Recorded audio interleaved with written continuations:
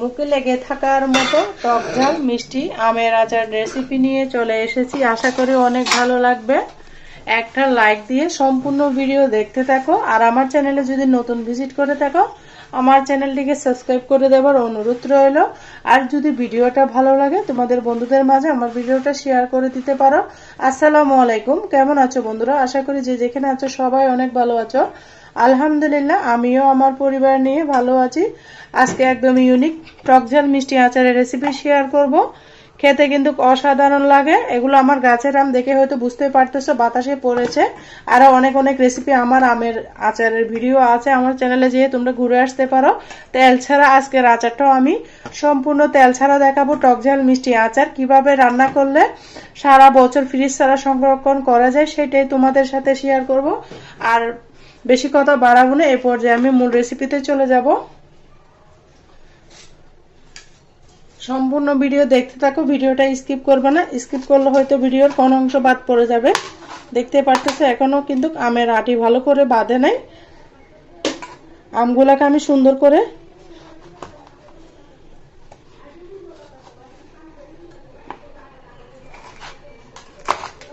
Slice করে নিচ্ছি। দেখতে পারতেছো এটা একটু শক্ত হয়ে গিয়েছে আটিটা।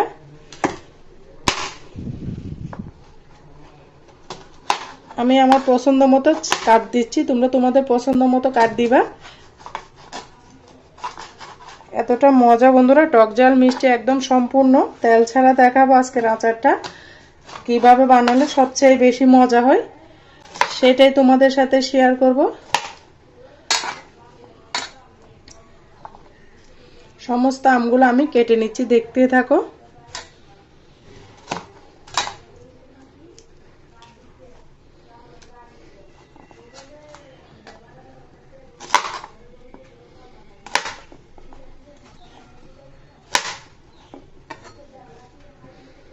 আমগুলো লাল হয়েছে কেন বন্ধুরা অবশ্যই বলবা, কি পেকে যাচ্ছে না কেন লাল হচ্ছে আমি জানি না। আমি তারপরও দিয়ে দিচ্ছি আচারের মধ্যে, যেহেতু আচার বানাচ্ছি।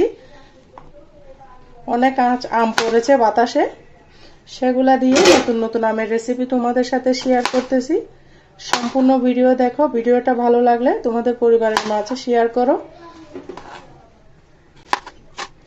আমি একটা সবকিছু আলাদা করে দেব।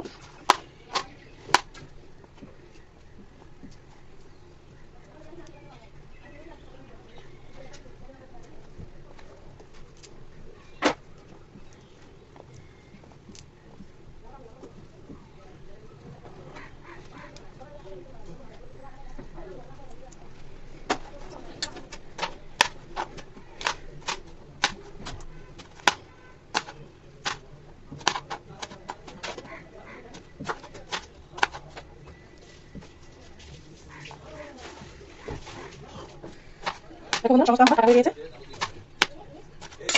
সুন্দর করে কেটে নিচ্ছি। তোমরা আমার ভিডিওটা দেখতে থাকো, স্টেপ বাই স্টেপ সব দেখাবো কিভাবে রোদে দিয়ে ঝামেলার সাথে তেল ছাড়া আচার বানাতে। সবগুলো তোমাদের সাথে শেয়ার করব।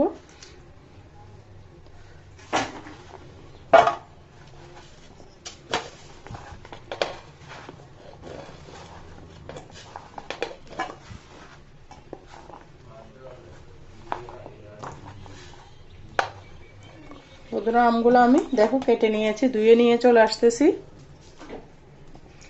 আমগুলো ধুয়ে নিয়ে চলে আসলাম। দিয়ে দিবে এখানে পরিমাণ মতো হলুদ, তারপর দিলাম সামান্য পরিমাণের লবণ।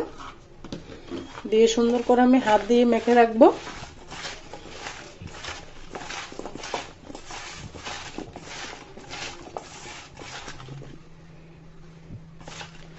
এগুলো মাখতে মাখতে আমি একটা মশলা তৈরি করে নেব। এটা ততক্ষণে পানিটা ছাড়বে। একটা কড়াই বসিয়ে দিয়েছি, দিয়ে দিচ্ছি 2-3টা শুকনো মরিচ।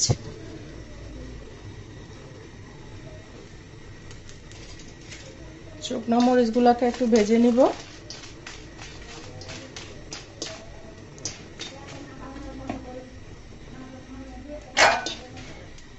শুকনো মরিচটা ভাজা হয়ে আসলে দিয়ে দিব আমি সরিষা, আস্ত সরিষা।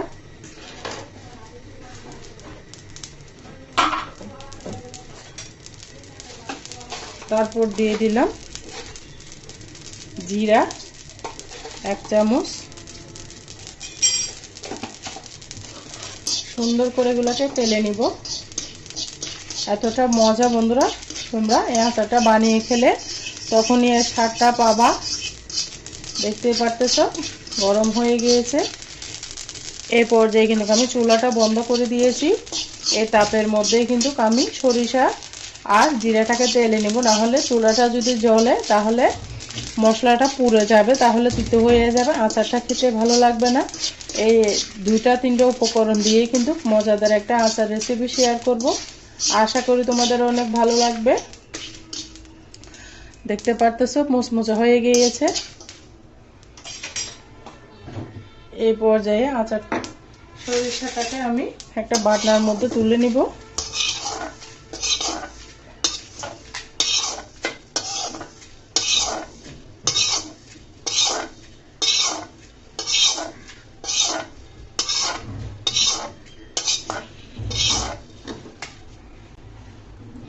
বাটনার মধ্যে নিয়ে চলে এসেছি মরিচগুলোকে, বটটা সরিয়ে দিব।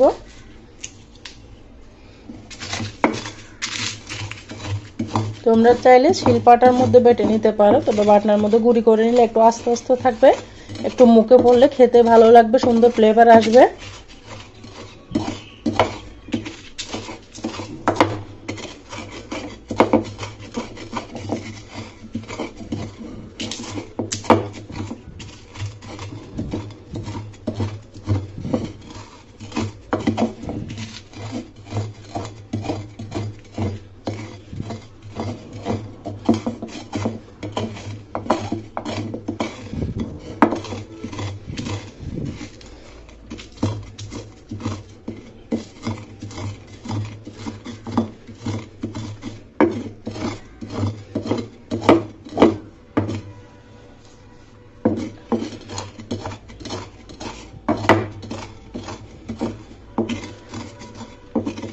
দেখতে পারতেছো কতটা মিহিভাবে বাটা হয়ে গিয়েছে।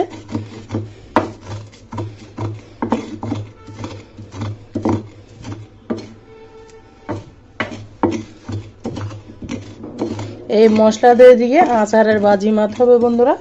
বাটা হয়ে গিয়েছে, দেখতে পারতেছো আচারগুলো কিন্তু নরম হয়ে গিয়েছে।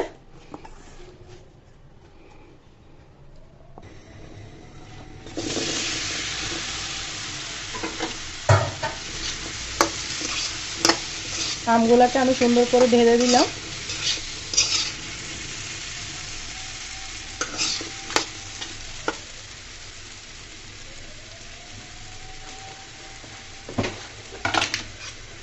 দিয়ে দিচ্ছি চিনি, যেহেতু টক মিষ্টি আচার বানাবো, ঝাল টক মিষ্টি ঝাল, এর জন্য চিনির পরিমাণটা অত বেশি লাগবে না। চিনিটা সুন্দর করে আমের গায়ে লাগিয়ে দিব। খুব সহজভাবে দেখাচ্ছি, যে কেউ কিন্তু আমার আচারটা ফলো করে বানিয়ে নিতে পারবে। এই পর্যায়ে কিন্তু চুলার আগুনটা একদম মিডিয়াম করে রাখতে হবে, চিনিটা যেন গলে যায়, ধৈর্য ধরে রাখতে হবে। দিয়ে দিব আমি 1 চামচ আদা রসুন বাটা। টক ঝাল মিষ্টি আচারের মধ্যে অবশ্যই আদা রসুন বাটাটা দিতে হবে। দেখতে পারতেছো চিনিটা গলা শুরু করেছে।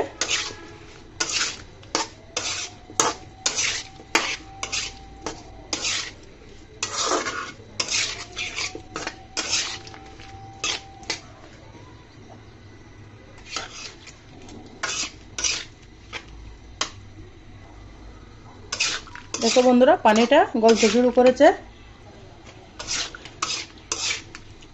এই পর্যায়ে চুলার আগুনটা একটু বাড়িয়ে দিব, তারপর দিয়ে দিব 2টা তেজপাতা মাঝখান থেকে ছিঁড়ে, 2টা দারচিনি, তারপর 2টা এলাচ।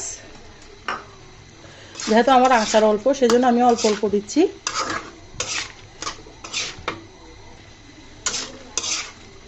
এই পর্যায়ে আচারটাকে আমি ঢাকনা দিয়ে ঢেকে দিব।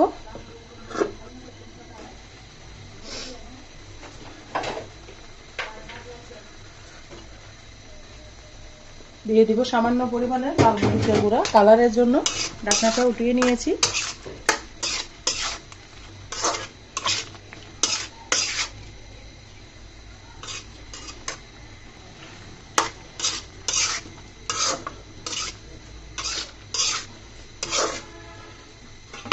ঢাকনা দিয়ে ঢেকে দিলাম। 5 মিনিট পরে আবারও আমি নেড়ে চেড়ে দিব ঢাকনাটা উঠিয়ে। দেখতে পারতেছো আচারটা প্রায় সিদ্ধ হয়ে গিয়েছে, দেখতে পারতেছো। অনেক মজা। তোমরা একবার হলে এভাবে ট্রাই করবে, খেতে অসাধারণ লাগে।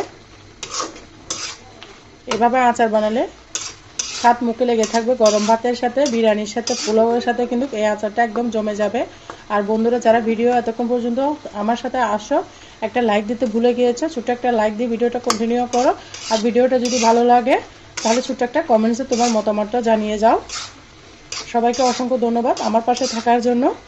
আর তোমাদের একটা লাইক, একটা কমেন্টস, একটা শেয়ার আমাকে ভিডিও করার উৎসাহটা বাড়িয়ে দিয়েছে। আমি আচারটাকে একটু ভেঙে ভেঙে দিচ্ছি যেন আচারের গায়ে মশলাটা ভালো করে ঢুকে যায়।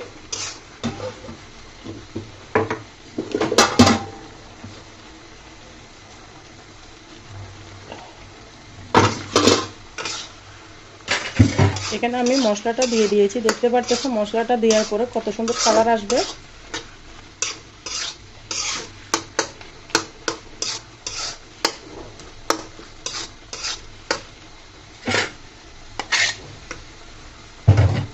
সম্পূর্ণ মশলাটা আমি এখানে ঢেলে দিয়েছি, দেখতে পারতেছো অনেক সুন্দর একটা গন্ধ বের হয়েছে। তোমরা যখন বাসায় বানাবে তখন এই গন্ধটা পাবো বন্ধুরা। এই আচারটা খোসা ছাড়িয়ে করলে বেশি ভালো হয়।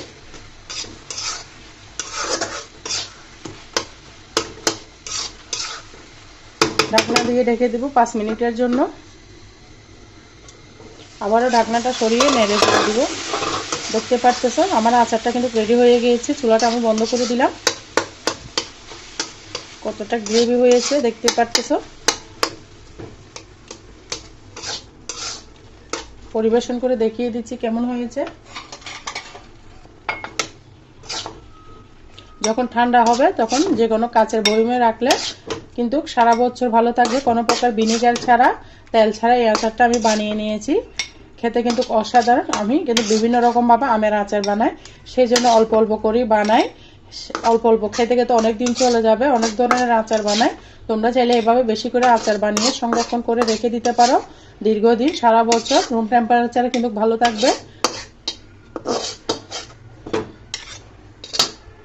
কেমন হয়েছে বন্ধুরা আমার আচারটা অবশ্যই কমেন্টসে বলে যাবে। দেখতে পারতেছো কতটা গ্রেভি এসেছে। গরম ভাতের সাথে, পোলাওয়ের সাথে কিন্তু জমে যাবে, এতটা মজা। তোমরা একবার হলো ট্রাই করবে, খেতে দুর্দান্ত। আর তোমরা যারা এতক্ষণ পর্যন্ত আমার সাথে ভিডিও জুড়ে ছিলে সবাইকে অসংখ্য ধন্যবাদ। অনেক অনেক ভালোবাসা। সবার জন্য মন থেকে অনেক দোয়া রইল। আমার কথার মাঝে যদি কোনো ভুল টুটি হয় সবাই ক্ষমার দৃষ্টিতে দেখবা। আজকের মতো আমি এখানে বিদায় নিচ্ছি। সবাই ভালো থাকবে, সুস্থ থাকবে। আল্লাহ হাফেজ। আসসালামু আলাইকুম রহমতুল্লাহি ওয়া বারাকাতুহু।